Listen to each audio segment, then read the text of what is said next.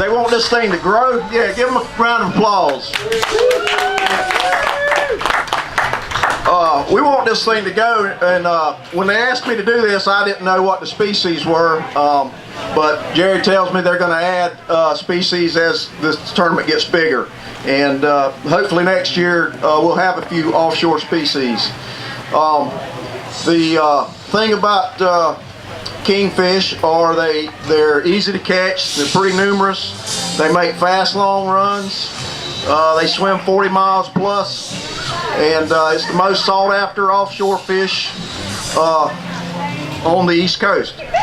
Up to 20-pound kingfish is pretty common, and there's plenty of ways to catch them. I'm going to tell you the way that I target them, but it's not the only way to catch them. But what I like to do is I like to run the beach and look for pogie pods, and I like to have fresh bait, so I usually catch mine the morning of the kingfish tournament. I'll leave as early as I can, run the beach, throw my net, and go off.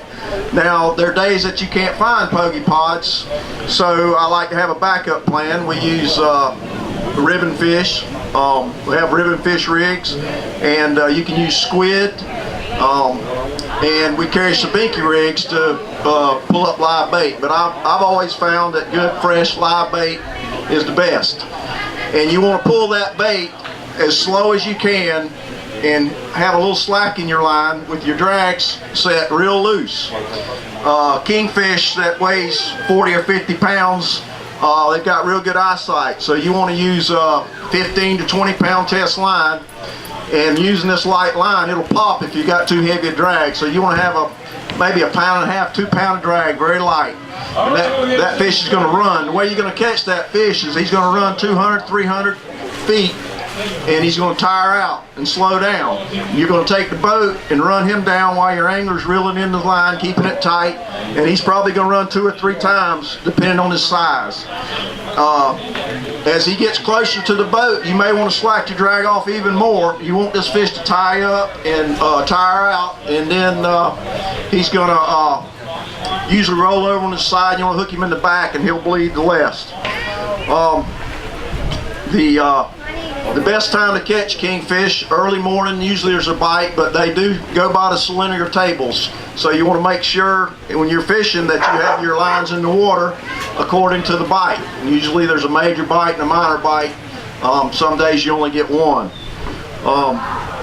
You want to have a large cast net when the pogies are scarce, and I use a split method on throwing that. You can go on the internet and learn different ways, but I like to use the double load. That's where you split the net in half, fold it over, and you can make a 12-foot net, and you grab it about your waist.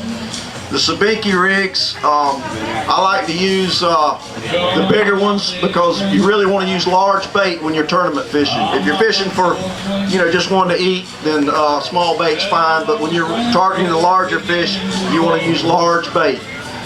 It's also good to vary your spread.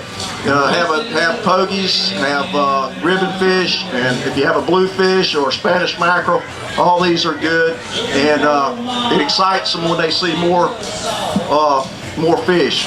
Now, when you got that fish coming in, you want to gaff that fish as fast as you can, because any fish that's mutilated by a barracuda or anything like that is not going to be eligible to weigh in. The fish has got to be able to fight you from strike to gaff. So if something hits him, a shark or anything like that, he's illegal. After you get the fish in the boat, if he's a winner, you probably want to take him in.